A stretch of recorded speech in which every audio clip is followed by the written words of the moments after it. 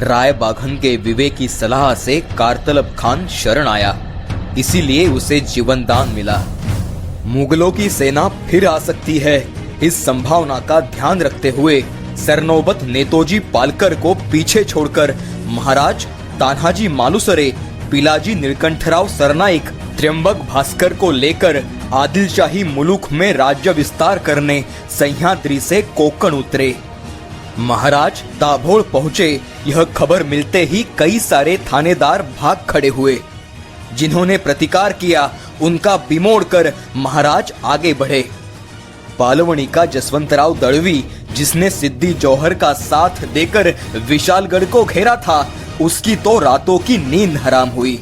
अपनी खैर नहीं सोचकर उसने श्रृंगारपुर के सूर्यराव सुर्वे का आसरा लिया। सूर्यराव ने महाराज से 4 हाथ करने की ठान ली। महाराज ने दाभोल में 2000 की फौज और शूर सरदार पीछे रख वे चिपळूण की ओर आगे बढ़े। चिपळूण जीतकर परशुराम का दर्शन कर उन्होंने संगमेश्वर जीत लिया। यहाँ तान्हाजी और पिलाजी को रखकर वे आगे देवरुख चल पड़े। महाराज ने लड़ाई की फिराक में बैठे सूर्यराव को स्वराज्य में शामिल होने का आह्वान किया। सूर्यराव ने समझदारी दिखाते हुए अपने आप को कृतपुत्र मतलब खरीदा हुआ गुलाम कहकर स्वराज्य सेवा में दाखिल होना उचित समझा। अब महाराज के निशाने पर था राजापुर, अर्थात अंग्रेज, जिन्होंने सिद्दी को काफी मदद की थी। 4000 की फौज लेकर महाराज ने राजापुर की ओर कूच किया। राजापुर बंदर विजापुर सल्तनत में आता था। यहां तक शिवाजी महाराज खुद आएंगे, यह कल्पना भी किसी ने न की थी। शहर की सीमा पर रुककर उन्होंने गरीबों को लूटकर मस्तवाल, साहूकार तथा व्यापारियों को बुलाकर उनसे हर्जाना वसूला। उनके साथ मान न मान मैं तेरा मेहमान बनकर आ पहुंचा हेनरी रेविंगटन। महाराज ने उसे कैद कर उसके गोदाम लूटने का आदेश दिया।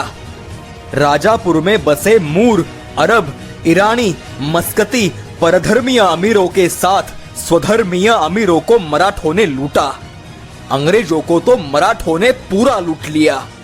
हेनरी रेविंगटन कैद में था ही, अब Randolph Taylor, Ferrand, Richard Taylor, Gifford, Richard Napier और सैमुअल बर्नार्ड, इन अंग्रेजों को मराठों ने कैद किया। साथ में 24,000 होन यानी 90,000 रुपयों की अंग्रेजों की संपत्ति हथियाई। अंग्रेज कैदियों को महाड़ नजीक सोनगढ़ और वासोटागढ़ पर रवाना किया। राजापुर मुहिम में महाराज के हाथ एक नायाब हीरा लगा, बालाजी आऊजी चित्रे। विजापुर दरबार में फिर चिंता का माहौल बना। यह शिवाजी नाम का तूफान आदिलशाही को डुबा देगा, इसका क्या करे? प्रश्न ही प्रश्न अली बादशाह के सामने खड़े थे।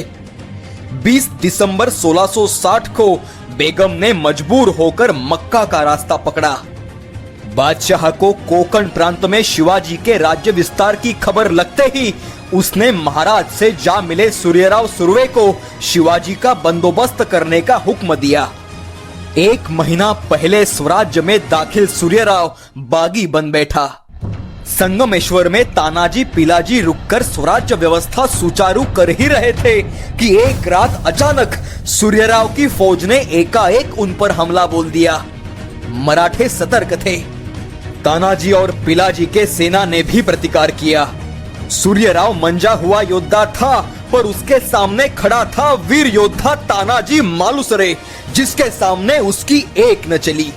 लेकिन पिलाजी का प्रतिकार कमजोर होते गया। वह भागने की तैयारी में था, तभी तान्हाजी ने वहां पहुंचकर उसकी नामर्दगी पर शब्दों से तीखा प्रहार किया। उसने बड़े पत्थर से पिलाजी को बांध दिया और बोला, देख मर्द कैसे लड़ते हैं। और फिर तान्हाजी सूर्यराव की सेना पर टूट पड़ा। श्रृंगारपुरी फौज इस हमले के सामने फीकी पड़ी। सूर्यराव जान बचाने भाग रहा था। पिलाजी को रिहा कर तान्हाजी ने उसे समझदारी की बातें बताई। महाराज को खबर मिलते ही वे फौज लेकर संगमेश्वर पहुंचे। स्वराज्य सैनिकों का हौसला बढ़ा। जिसे हमने अभय दिया, अपने साथ लिया, वही फिर गद्दार हुआ। इस गुलामी के आदत को क्या कहे। लेकिन गद्दार सूर्यराव पर महाराज ने फिर से एक बार कृपा दृष्टि रखी। उसे कड़े शब्दों में खत लिखकर कब्जा किए पालवनी में आने की आज्ञा दी, पर पालवनी के जसवंतराव और सूर्यराव ने यह न माना। उन्हें आदिल शाह बादशाह अपना स्वामी और शिवाजी महाराज वैरी लगते थे। महाराज क्रोधित होकर 15,000 की फौज लेकर श्रृंगारपुर पर आक्रमण कर रहे हैं, यह सुनकर सूर्यराव ने जिंदगी बचाने हेतु निर्णय लिया भाग जाने का। सूर्यराव भागने में सफल हुआ। उस गद्दार को दंडित न कर पाए, इस बात की रंजिश महाराज के दिल में रही। महाराज का स्वराज्य कभी का नर्मदा पार होता, पर उन्हें तो अपनों से ही लड़ना पड़ा। श्रृंगारपुर और प्रभावड़ी स्वराज्य में आए।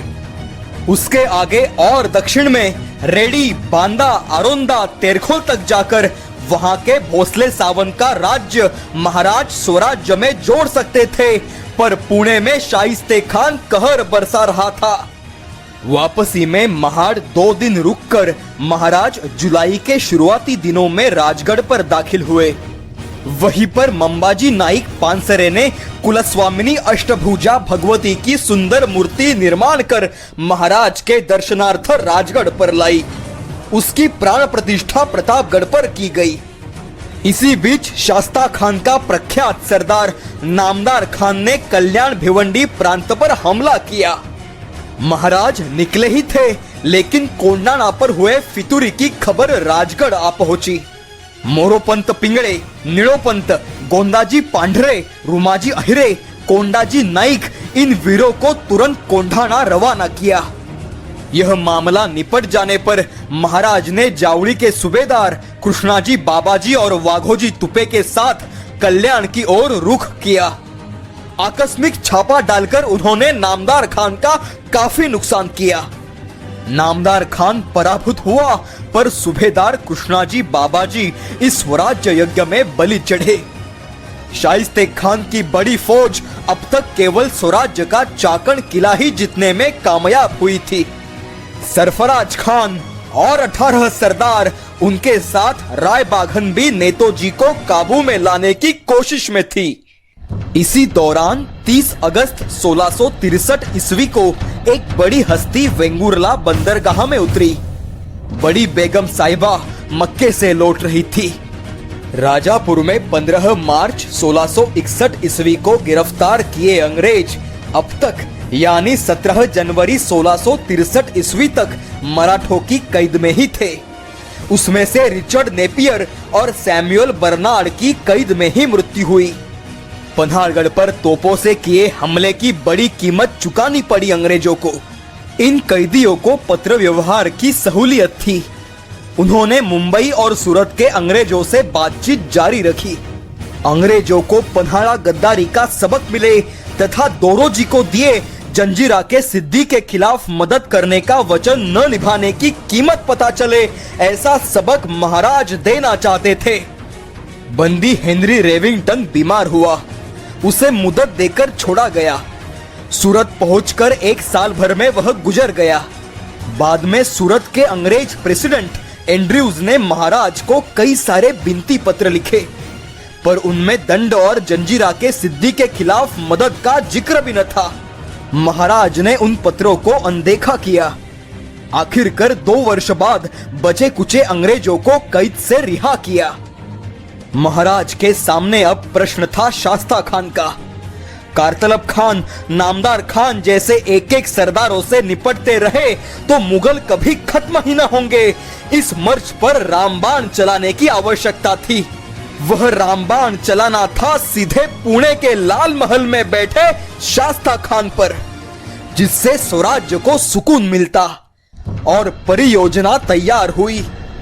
लाल महल के इर्द गिर्द 1,00,000 लाख मुगल फौज तैनात थी।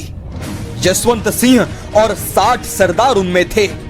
इतना सख्त पहरा था कि एक भी मराठा व्यक्ति अंदर घुसना मुश्किल था। ऐसे में पुणे में प्रवेश भी कैसे पाए? पुणे में प्रवेश पाए तो भी लाल महल में बसे उस शास्ता खान तक कैसे पहुंचे? लाल महल में महाद्वार के अंदर आने का कोई रास्ता भी न था। लाखों सैनिकों की निगाह से बचकर लाल महल की तटबंदी को लांघकर शास्ता खान से भिड़त की महाराज योजना बना रहे थे, जिसमें वे खुद जाकर सीधा शास्ता खान पर घाव करना चाहते थे।